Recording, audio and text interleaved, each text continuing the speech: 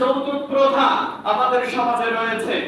যৌতুক বলতে এখন আর যৌতুক শব্দ আমরা ব্যবহার করি না, বলতেই খারাপ লাগে যে যৌতুক এটা আবার হয় নাকি। না না, এখন হচ্ছে দাবি দেওয়া বা ডিমান্ড, এই শব্দগুলো আমরা ব্যবহার করি। তো আমাদের যশোর অঞ্চলে আলহামদুলিল্লাহ এই যৌতুক প্রথা একটু কম আছে, তবে উত্তর অঞ্চলে আপনার দিনাজপুর, তারপরে ঠাকুরগাঁও এই এলাকায় ব্যাপক ধরনের যৌতুক প্রথা আছে। একটা মেয়ে আছে মানে ও আগে থেকে 5 লাখ টাকা রেডি করে যে এখানে বিবাহ দিতে গেলে 5 লাখ টাকা যৌতুক দিতে হবে, ডিমান্ড দিতে হবে, আগে থেকে ও রেডি করতে থাকে। তো আলহামদুলিল্লাহ এই দিক থেকে আমরা অনেকটা মুক্ত। তবে আমরা যদি আমাদের স্ত্রীদেরকে যদি টর্চার করি এই জন্য যে আমাকে বিদেশ যেতে হবে 2 লাখ টাকা নিয়ে, এই জন্য যদি মার দিয়ে অবশ্যই এটা যৌতুকের মধ্যে পড়বে।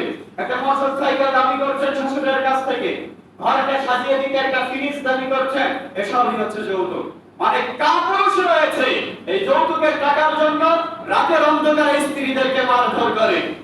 অনেক হাজার নারী আজকে বাংলার বুকে রাতের অন্ধকারে চক্ষু দিয়ে অশ্রু ঝরায়, কিন্তু মুখে কিছু বলতে পারে না। স্বামীর অত্যাচার নির্যাতন সহ্য করে তার বাপ হচ্ছে গরিব, ভ্যান চালায়, রিকশা চালায়, 2 লাখ টাকা কিভাবে নিয়ে আসে।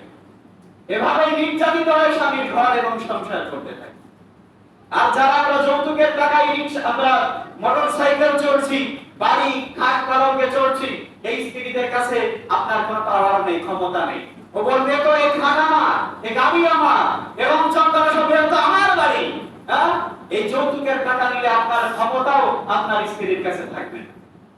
তাই এই দাম্পত্য জীবনে কলহ এবং অশান্তি সৃষ্টির একটা মূল কারণ হচ্ছে যৌতুক। আল্লাহ আমাদেরকে রক্ষা করুক, আল্লাহুম্মা আমিন।